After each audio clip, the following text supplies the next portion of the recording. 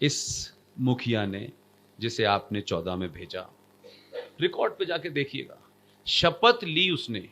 शपथ लेने के बाद प्राइम मिनिस्टर ऑफिस में पहला जियो साइन किया कि आज से कोई भी बच्चा, कोई भी लड़की, कोई भी बेटा अपना सर्टिफिकेट अपने आप अटेस्ट करेगा, किसी और से नहीं कराएगा। ये देखने में छोटी बात लगती होगी, लेकिन आपकी कितनी बड़ी प्राइड है, आप तय करेंगे। और शायद कोई दिल्ली वाला सीएम हो कि वो पूछ ले अपनी मां से कि मेरा बाप कौन है। कोई पूछेगा? पूछेगा? वो पूछ सकता है, वो तो हर चीज पूछता है। तो कौन ऐसा आदमी होगा जो अपने हाथ से अटेस्ट करेगा, अपनी मां और अपने बाप की जगह किसी और का नाम लिख देगा?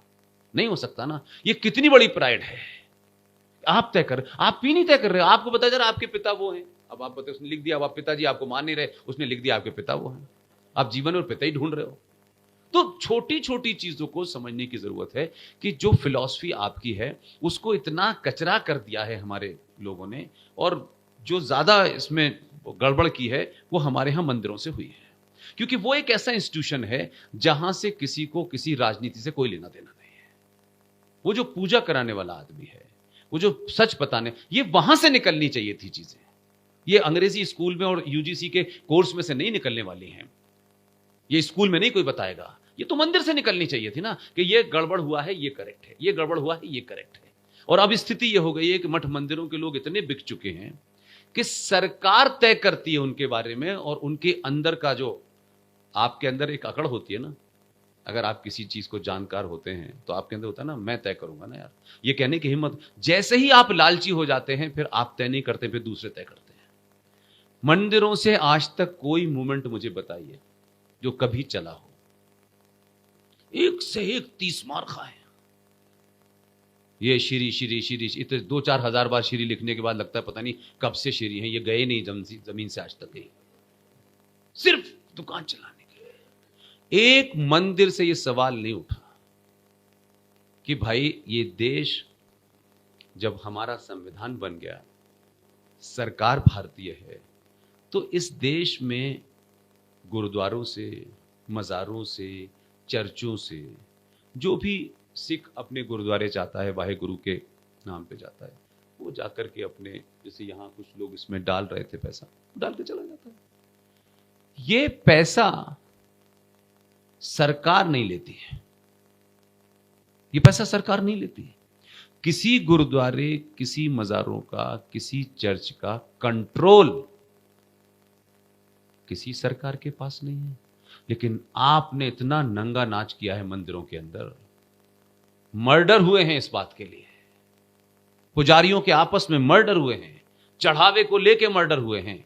इस कारण एक आजाद तथाकथित भारत में कानून बना कि मंदिरों के एडमिनिस्ट्रेशन सरकार के पास रहेगा, और वो जो डिस्ट्रिक्ट मजिस्ट्रेट होगा वो उसका मेन आदमी होगा। और मंदिरों पे जो पैसा चढ़ाया जा रहा है, लाखों, करोड़ों, अरबों, एक पैरेलल इकोनॉमी भारत सिर्फ मंदिर के पैसे से खड़ा कर सकता है। लेकिन जब लालच आ जाए ना, मेरे मंदिर में ज्यादा आ जाए, तो फिर आपने नई नई दुकानें, ये फलाना मंदिर है, ये ढिमाका मंदिर है, ये उस मठ का मंदिर है। ये मठ फट कुछ नहीं होता है, इसका कोई लेना देना नहीं है। आज भी भारत सरकार सनातनी हिंदुओं के जो अनंत काल के मंदिर हैं, उस मंदिर पे एक अप्रोक्सीमेटली, जो हमारी साथियों ने स्टडी की है, जहां जहां से हमको डॉक्यूमेंट मिला है, 3.25 लाख करोड़ रुपया जो मंदिर पे चढ़ता है वो सरकार ले जाती है एवरी मंथ। 3.25, ये हम वो फिगर बता रहे हैं जो हमारी क्षमता के हिसाब से हमने कलेक्ट की है। बहुत सारी जगह हम नहीं पहुंच पाए हैं, ना हमारे पास पैसा इतना है, ना इतना समय है हमारे पास। ये लार्जर है, जैसे वैष्णो देवी का जो पैसा आता है 530 करोड़ रुपए आता है। देवस्थानम बोर्ड जो तमिलनाडु में है 1300 करोड़ रुपए आता है। सारा पैसा सरकार ले जाती है। यह सवाल मठों से उठना चाहिए था। सरकार की कैसे हिम्मत हुई कि मेरे मंदिर के अंदर घुसे? सरकार कैसे तय करेगी कि मंदिर कब बंद होगा, कब खुलेगा? क्योंकि जब आप चाटुकार हो जाओगे, सरकार के तरवे चाटोगे और एमएलए की टिकट लेने के लिए लाइन में खड़े होगे, तो यही होता है, फिर अंदर का ये मर जाता है। ये लड़ाई किसी ने नहीं लड़ी, किसी मठ मंदिर ने नहीं लड़ी। कहीं किसी जगह किसी भाषण में, वैसे जने कहां कहां एक से एक बड़ा बड़ा मठाधीश बैठा हुआ है, कहीं चर्चा में नहीं हो, किसी कथा में बता देते ना पंडित जी कि बेटा कल से मंदिर में पैसा नहीं चढ़ाना है, लेकिन वो मने कैसे करें, वो तो उनके पास आएगा। वो मने नहीं कर पा रहे, अंदर का आत्मबल खत्म है। एक लड़का साउथ इंडिया का, आप सब लोग शायद नहीं जानते होंगे, आईआईटी खड़गपुर का टॉपर है, बेहतरीन इंसान है, इस देश की किसी हिंदूवादी संगठन वगैरह से कोई लेना देना नहीं है उसका। उसने सुप्रीम कोर्ट में पिटीशन डाली है। आईआईटी खड़गपुर का टॉपर जिसने सारा कैरियर छोड़ दिया और इसी एजेंडे को दांव पे लगा दिया है, उसका नाम है जे साईं दीपक। वो सुप्रीम कोर्ट में लड़ाई लड़ रहा है कि इस सेकुलर स्टेट में जब सब बराबर हैं तो सनातनी हिंदुओं के 2.25 लाख करोड़ रुपए क्यों लिए जाते हैं। मेरा पूरा विश्वास है जिस ईमान, क्योंकि वो किसी दुकान नहीं चला रहा ना, किसी मंदिर का है, किसी सन्यासी का बेटा है, 100% हम उसको जीतने जा रहे हैं, 100% जीतेंगे। उससे मेरा जो आप सबसे निवेदन करता हूं, क्योंकि आप तो खैर यहाँ कीनिया में बैठे हो तो आपके मंदिरों पे तो सरकारी नियम का लागू नहीं होता, लेकिन आपके बहन हैं, भाई हैं, पिता हैं, उनको बताइए कि जो मैं उस मुहिम को दूसरे तरीके से बढ़ाने की कोशिश कर रहा हूं, वो लीगल मामला है, वो कोर्ट में कब आएगा, कब तक फैसला होगा, वो मेरे हाथ में नहीं है। मेरे हाथ में एक चीज है, मैं कोई जगह ऐसी नहीं, मैं पुरी के मंदिर जाता हूं, जहां जाता हूं मैं ये बात उनके सामने, वो जो सबसे मतलब जिनको मैं सबसे सम्माननीय मानता हूं, जो हमारे शंकराचार्य हैं, वो पुरी वाले हैं। वो सरकारों की दलाली नहीं करते, बाकी सब जूते उठाते हैं, किसी को बुरा लगे तो लग जाए। वो एकदम निपट शुद्ध 24 कैरेट का वो ब्राह्मण है कि जो उसे कहना है उसी कहता है। इसलिए मैं उनके पैर भी छूता हूं और जाके मिलता भी उनसे। उनसे मैं कह के आया कि ये मैं करना चाहता हूं। तो मैंने उनको बताया कि मैं ये चाहता हूं कि जब वो फैसला आएगा तब आएगा, उस फैसले तक मैं पूरे देश में हर मंदिर में ये कह रहा हूं कि जब तक वो फैसला नहीं आता तब तक मैं, माँ, बहन, बेटी हर मंदिर में जाएं, पूजा करें, और उस मंदिर का जो पुजारी है उस पुजारी से ये पता करें कि उसके 5 बच्चे हैं, 2 बच्चे हैं, 1 बच्चा है, वो किराए के मकान में रहता है, नहीं रहता, इतनी सारी डिटेल उस पुजारी की ले लें।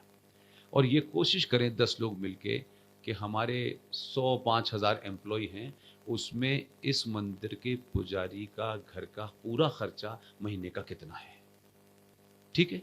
और समाज का कोई आदमी तय कर ले कि हर महीने ये पैसा हम पंडित जी के घर पे देके आएंगे, ताकि पंडित जी अपने घर की, बेटे की फीस, बेटे का घर, बिजली का बिल, इसकी चिंता मुक्त होकर के सारा कंसंट्रेशन पूजा पे लगाएं।